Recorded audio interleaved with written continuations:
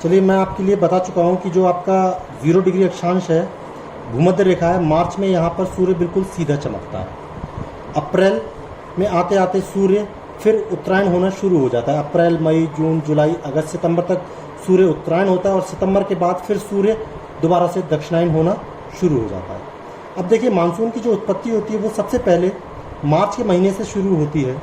मार्च में आपका जो 0 डिग्री अक्षांश भूमध्य सागरीय क्षेत्र है, ये पूरा बहुत ज़्यादा गर्म होता है। यहाँ पर हवाएं ऊपर उठती हैं। उसके बाद ये हवाएं ऊपर उठती हैं तो उनके साथ जो समुद्र है उसकी नमी होती है, पानी साथ में होता है। उसके बाद अप्रैल आता है। अप्रैल में आपको लगभग हम बता दें कि हर एक महीने में जो हमारा सूर्य होता है वो लगभग 8 डिग्री उत्तर या दक्षिण के लिए खिसकता है। जब उत्तरायण होता है तो 8 डिग्री उत्तर जाता है, जब दक्षिणायन होता है तो 8 डिग्री दक्षिणायन जाता है। यहाँ पर मैं आपके लिए बता दूं कि जब सूर्य उत्तरायण होना शुरू होता है तब अप्रैल में आते आते अप्रैल और जब मई आता है तो वो ये पूरा क्षेत्र जो हमारा भारत का है वो गर्म कर देता है। लेकिन यहाँ पर 3 चीज़ें हैं। एक है आपका थार का मरुस्थल, तिब्बत का पठार और पामीर का पठार, जो हमारे कश्मीर से थोड़ा सा ऊपर है। ये तीनों चीज़ें बहुत ज़्यादा गर्म हो जाती हैं। आपको जैसे कि मैंने पहले बताया था कि जो सतह है वो आपकी ठोस है। ठोस जो होती है वो जल्दी गर्म होती है और जल्दी ही ठंडी होती है। दूसरी जो तरल है, जहाँ पर आपके सागर या पानी है, वो देर से गर्म होता है और देर से ही ठंडा होता है। तो जब सूर्य उत्तरायण होना शुरू होता है तो ये जो 3 भाग है गर्म हो जाते हैं।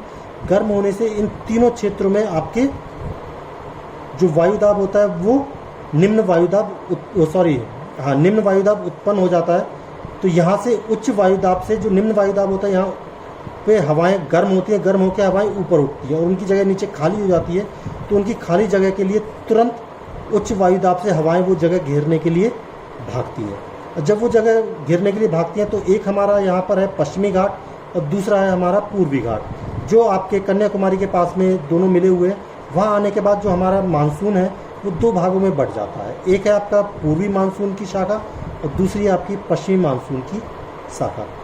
जो पश्चिमी मानसून की शाखा है वो इस भाग से टकराकर सबसे पहले मार्च में आपके केरल में बारिश करती है, जहाँ पर इसके लिए अम्रवृष्टि कहते हैं, क्योंकि ये वहाँ पर आम की फसल के लिए बहुत ज़्यादा लाभदायक होती है। उसके बाद फिर कर्नाटक में बारिश करती है, जो कि वहाँ पर जो कहवा की या कह सकते हैं कॉफ़ी की जो फसल होती है उसके लिए बहुत ज़्यादा लाभदायक होती है।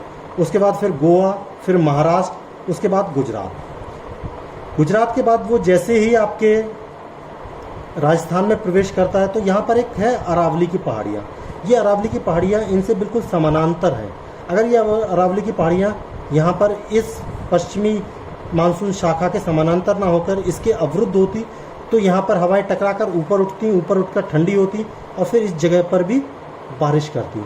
लेकिन यहाँ पर वो हवाएं इनसे ना टकराकर सीधे आगे निकल जाती है।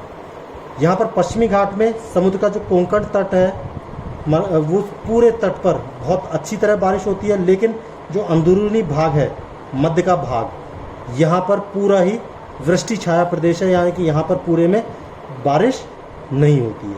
दूसरी शाखा जो पूर्वी मानसून होती है वो बंगाल की खाड़ी से होकर जाती है और वो अपने साथ और ज़्यादा बहुत ज़्यादा नमी ले लेती है और वो बंगाल की खाड़ी से भारत में प्रवेश करती है। उसके बाद यहाँ पर मेघालय है। मेघालय में एक जगह है मासिन राम।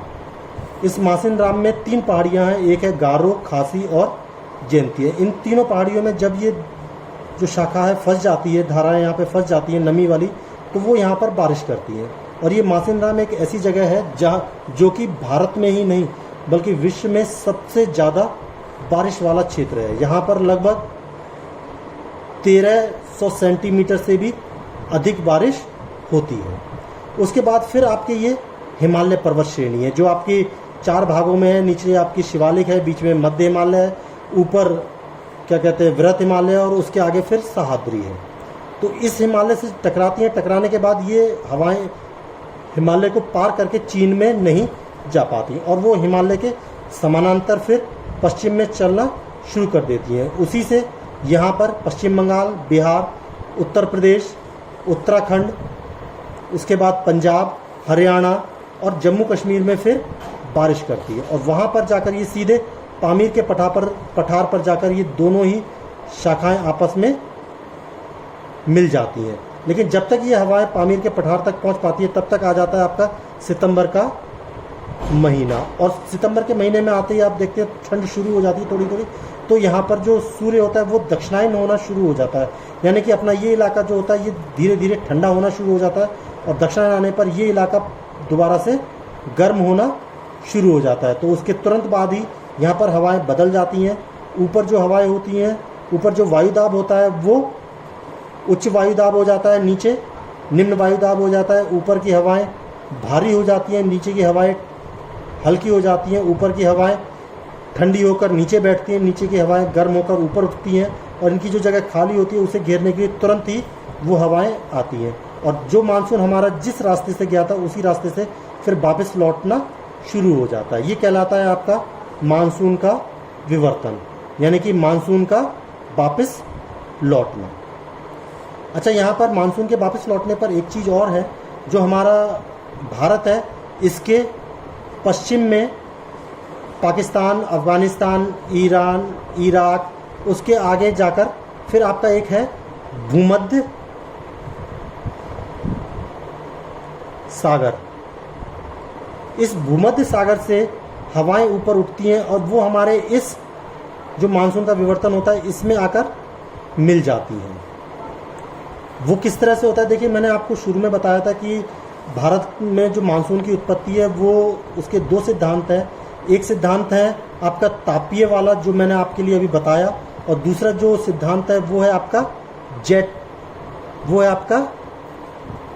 जेट स्ट्रीम का, जो मैं आपके लिए अगले वीडियो में बताऊंगा।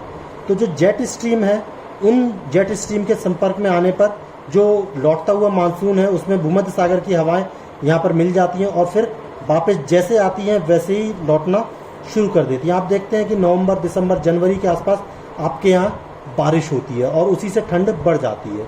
तो वो बारिश एक तो जो नमी थोड़ी बहुत हवा में होती है उससे होती है, और बाकी जो होता है वो आपकी भूमध्य सागर से जो हवाएं आती हैं, जो नमी लेके आती हैं, वो इसमें मिलती हैं और वो बारिश करती हैं। और उसके बाद लौटते हुए बंगाल की खाड़ी से भी ये नमी लेती हैं और यहाँ पर तमिलनाडु के क्षेत्र में ये बहुत ज़्यादा बारिश करती है। यही आपका भारत में मानसून की उत्पत्ति का तापीय सिद्धांत है।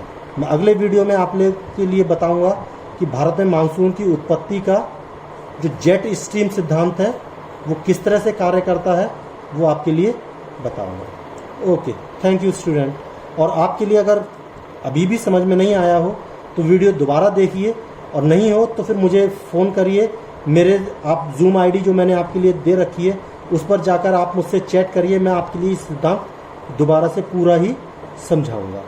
Okay, thank you student.